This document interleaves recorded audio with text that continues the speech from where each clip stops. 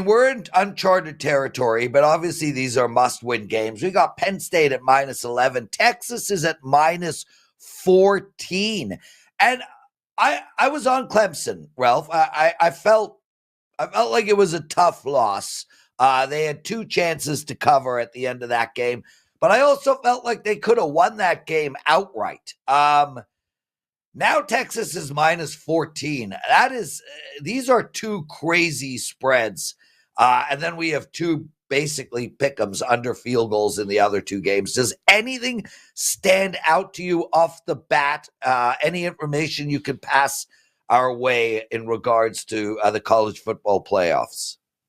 Well, Penn State opened 10.5. Now you see 10.5 and 11. The total opened up 54.5, and it's down to 52, 52.5. Some places is 53. But when I look at Penn State and Boise, what they did against winning teams this year, teams that finished the season with a winning record, Boise averaged only 67.3 plays per game. That was number 61. Penn State was number 103 in plays per game on offense, number 101 on plays per game on defense.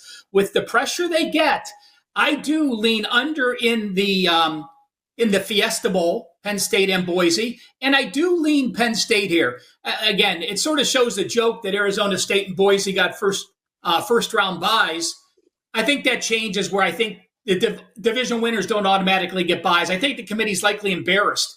They have Arizona State and Boise, two teams that had byes, and now double-digit dogs in round two. I will say this, I also think there's an advantage. Remember, this isn't a traditional 7-day week where one team is on a bye and one team has rest. There's 10 to 11 days off between all those teams that played. So I think playing actually helps these teams in week two. No early opinion on Texas and Arizona State. Texas opened 13.5, went to 14. Total opened up 51.5, ticked up half a point. Ohio State and Oregon is the biggest line mover so far. Ohio State opened pick -1. They're clearly -2.5 now across the board. The total upticked from 52.5 to 53.5, even some 54s. And I know the question that I'm going to get asked, Prez, and now here's the data to quantify it. How hard is it to beat and cover against a team twice in a season?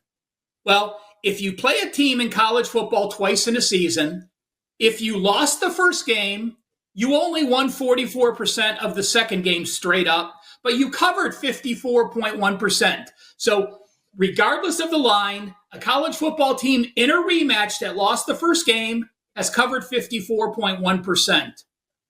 If that team like Ohio State lost as a favorite and they're a favorite again, they've gone 15-3 straight up, and they've gone 58.8% against the spread.